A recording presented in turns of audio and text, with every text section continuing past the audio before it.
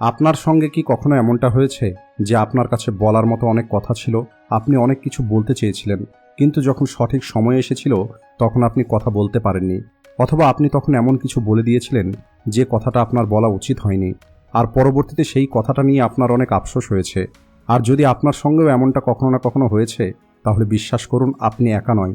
এই সমস্যাটা আজ লাখো মানুষের জীবনে আছে।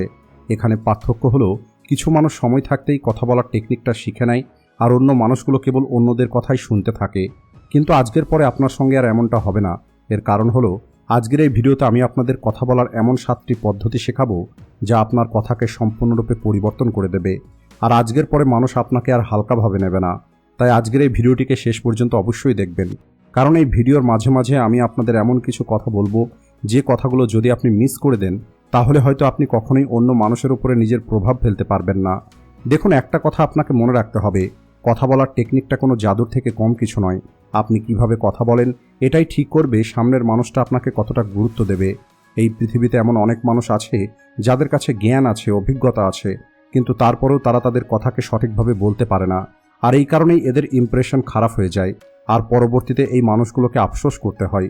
আর সেটা কোনো চাকরির ইন্টারভিউ হোক, বড় কোনো মিটিং হোক, নতুন কোনো মানুষের সঙ্গে প্রথম সাক্ষাৎ করা হোক, অথবা নিজের খুবই প্রিয় কোনো মানুষের সঙ্গে কথা বলা হোক। যদি আপনি সঠিকভাবে কথা বলতে জানেন, তাহলে আপনি সব জায়গাতেই নিজের একটি প্রভাব রাখতে পারবেন।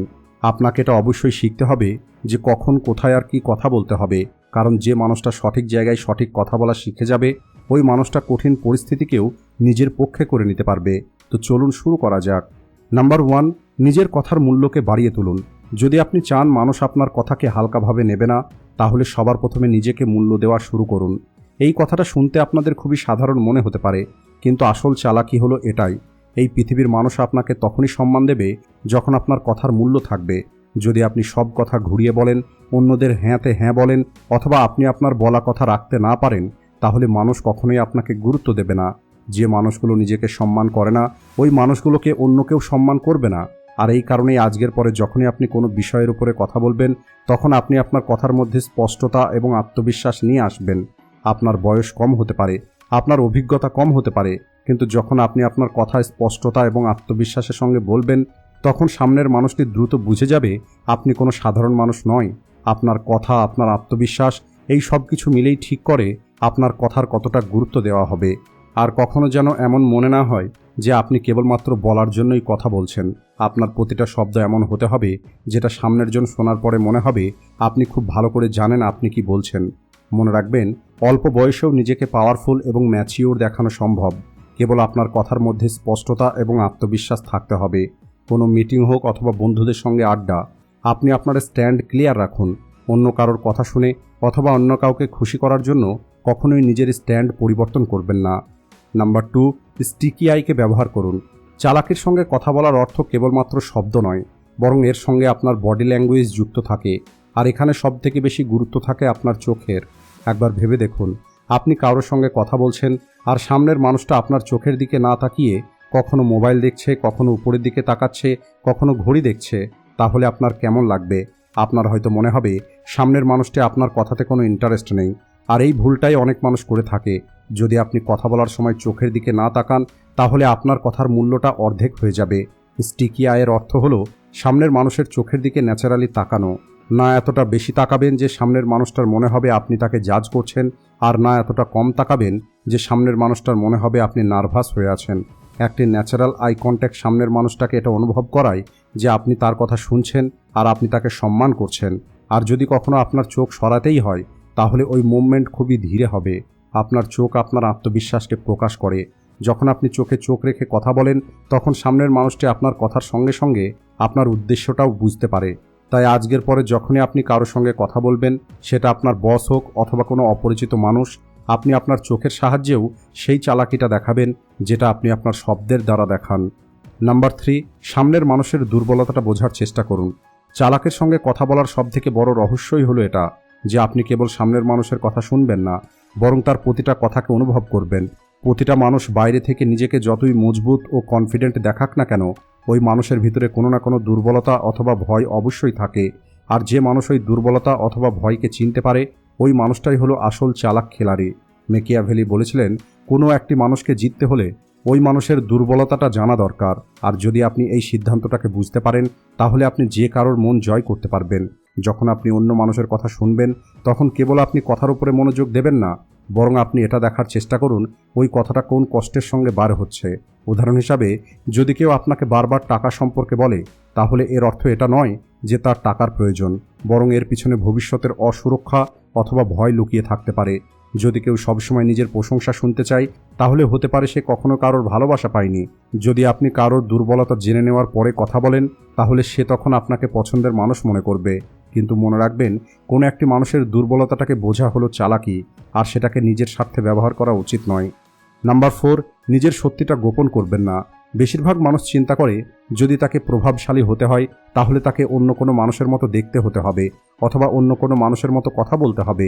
এরপরে এরা নিজের কথাকে স্টাইলিশ তৈরি করার চেষ্টা করে, জোর করে ইংরেজি শব্দ ব্যবহার করে, অথবা কোনো সেলিব্রিটির নকল করার চেষ্টা করে। আর এটাই হলো এদের সবথেকে বড় ভুল, কারণ সামনের মানুষটি আপনার এই মিথ্যে চেহারাটা দ্রুত ধরে ফেলে, আর আপনার কথার গুরুত্বটা শেষ হয়ে যায়। তাই আপনি নিজের সত্যিটাকে প্রকাশ করুন, আর এরপরে যখন আপনি কথা বলবেন, তখন আপনার কথার মধ্যে সততা এবং কনফিডেন্ট দেখা যাবে।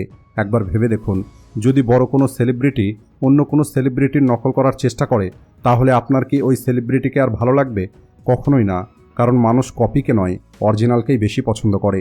তাই আপনার আওয়াজ যেমনই হোক না কেন, সেটাই হলো আপনার পরিচয়। আপনার কথা বলার স্পিড, আপনার বেছে নেওয়া শব্দ, এগুলোই আপনাকে ইউনিক তৈরি করে। সামনের মানুষটি আপনার কথা তখনই মানবে যখন তার মনে হবে আপনি যেটা বলছেন সেটা সত্যি। চালাকির অর্থ নিজেকে পরিবর্তন করা নয়, বরং যেমনটা আপনি তেমনভাবেই কথা বলার সাহস রাখা। নাম্বার 5, চুপ থাকার ক্ষমতা। আজকের সময়ে প্রতিটা মানুষ কেবল নিজের কথাই বলতে চায়, কিন্তু আসল চালাক মানুষ হলো সেই যে মানুষটা জানে যে তাকে কখন চুপ থাকতে হবে। যে মানুষগুলো কোনো কিছু না ভেবেই সব কথা বলে দেয়, ওই মানুষগুলোকে পরে আফসোস করতে হয়, কারণ তাদের বলা কথা সম্পর্ক ভেঙে দিতে পারে, সুযোগগুলোকে শেষ করে দিতে পারে। একটি মূর্খ মানুষের পরিচয় হলো এটা, যে না চাইলেও এরা পরামর্শ দেয় আর কোনো কিছু না ভেবেই কথা বলে। তাই আপনার কথার মূল্যটা বোঝা অনেক দরকার। সব সত্যি কথা সবার সামনে বলা উচিত নয়, আর সব কথা সব জায়গায় বলার প্রয়োজন নেই। কখনো কখনো চুপ থাকাটাই হলো সেই শক্তি যা আপনাকে অন্যর থেকে আলাদা এবং বেশি বুদ্ধিমান তৈরি করে। যদি কেউ তার দুঃখের কথা আপনাকে বলছে, তাহলে সে আপনার কাছে থেকে কোনো পরামর্শ নয়, কেবল সহানুভূতি চায়। আর এখানে আপনার চুপ থেকে শোনাটাই সবথেকে বড় বুদ্ধিমানের কাজ। চুপ থাকাটা কোনো দুর্বলতা নয়, বরং এটা হলো আত্মনিয়ন্ত্রণ। যখন আপনি কম কথা বলেন, তখন আপনার কথার মূল্যটা বেড়ে যায়, আর এরপরে যখন আপনি কথা বলেন, তখন মানুষ আপনার কথা মনোযোগ দিয়ে শুনবে। তাই আজকের পরে কথা বলার আগে আপনি একবার নিজেকে জিজ্ঞেস করে নেবেন, এখানে কি কথা বলাটা সত্যিই প্রয়োজন? আর যদি এর উত্তর না হয়, তাহলে আপনি চুপ থাকবেন। নাম্বার 6, প্রশ্ন করার ক্ষমতা। বেশিরভাগ মানুষ কথা বলার সময় একটি বড় ভুল করে, এরা কেবলমাত্র কথা বলে। কিন্তু সত্যিটা হলো, একটি বুদ্ধিমান মানুষ কেবল কথা বলে না, বরং এরা সঠিক প্রশ্ন জিজ্ঞেস করতে জানে। যখন আপনি কাউকে ভালো প্রশ্ন করবেন, তখন সামনের মানুষটা মন খুলে কথা বলবে। তখন সামনের মানুষটার মনে হবে আপনি তার কথাটা গুরুত্ব দিচ্ছেন। মনে করুন আপনি কোনো একটি নতুন মানুষের সঙ্গে দেখা করেছেন, আর এরপরে যদি আপনি কেবল নিজের সম্পর্কে কথা বলেন, তাহলে সামনের মানুষটার ইন্টারেস্ট কম হয়ে যাবে। কিন্তু যদি আপনি সামনের মানুষটাকে জিজ্ঞেস করেন আপনার কী রকমের কাজ পছন্দ, আপনি এই কাজটা কিভাবে করেছিলেন, তখন সামনের মানুষটি উৎসাহের সঙ্গে উত্তর দেবে। আর যখন কোনো মানুষ কারোর পছন্দ মতো কথা বলে, তখন ওই মানুষটা আপনার সঙ্গে গভীর কানেকশন অনুভব করবে। আর এটাই হলো কারণ একটি ভালো লিডার এবং সফল মানুষগুলো সঠিক প্রশ্ন জিজ্ঞেস করার অভ্যেস তৈরি করে। আর এখান থেকে আপনি দুটো লাভ পাবেন, আপনি সামনের মানুষটার সম্পর্কে অনেক কিছু জেনে যাবেন, আর দ্বিতীয়ত সামনের মানুষটার মনে হবে আপনি হলেন একটি বুদ্ধিমান এবং ইন্টারেস্টিং মানুষ। তাই আজকের পরে যখনই আপনি কারোর সঙ্গে কথা বলবেন, সেখানে আপনি কেবলমাত্র কথা বলবেন না, বরং সঠিক প্রশ্ন জিজ্ঞেস করুন। আর এরপরে দেখুন আপনাদের কনভারসেশনটা কতটা ইন্টারেস্টিং হয়ে ওঠে। নাম্বার 7, না বলতে শিখুন। বেশিরভাগ মানুষ অনেক বড় একটি ভুল করে, আর সেটা হলো এরা সবাইকে খুশি করার চক্করে সবাইকে হ্যাঁ বলে দেয়। যখনই আপনি সবার কথাতে হ্যাঁ বলবেন, তখন ধীরে ধীরে আপনার মূল্যটা কম হয়ে যাবে। মানুষ তাদেরকেই ব্যবহার করে যারা সবার জন্য সবসময় উপস্থিত থাকে। তাই যদি আপনি মানা করতে না পারেন, তাহলে মানুষ কেবলমাত্র আপনাকে ব্যবহার করবে। দেখুন, না বলাটা ভুল নয়, বরং এটা দেখায় আপনার নিজস্ব একটি চিন্তা আছে, আপনার নিজস্ব একটি মতামত আছে। তাই যদি আপনি কোনো কাজের জন্য মানা করতে চান, তাহলে কোনো অজুহাত তৈরি করার পরিবর্তে সোজাসুজি মানা করে দিন। এর ফলে সম্পর্ক খারাপ হবে না, বরং মানুষ আপনার সীমানাটা বুঝবে এবং আপনাকে সম্মান করবে। মনে রাখবেন, যে মানুষ সবাইকে খুশি করার চেষ্টা করবে, ওই মানুষটা কখনোই তার জীবনে সফল হতে পারবে না। তাই আপনি আপনার সময় এবং আপনার এনার্জির গুরুত্ব দিন। তো বন্ধুরা, যদি আজ থেকে আপনিও এই 7টি টেকনিককে ব্যবহার করা শুরু করে দেন, তাহলে বিশ্বাস করুন, মানুষ আগের থেকে অনেক বেশি গুরুত্ব দিয়ে আপনার কথা শুনবে আর আপনাকে কখনোই হালকাভাবে নেবে না। আজকের ভিডিওটি এই পর্যন্তই। ভিডিও ভালো লাগলে ভিডিওটিকে লাইক ও শেয়ার করতে ভুলবেন না। Thanks for watching.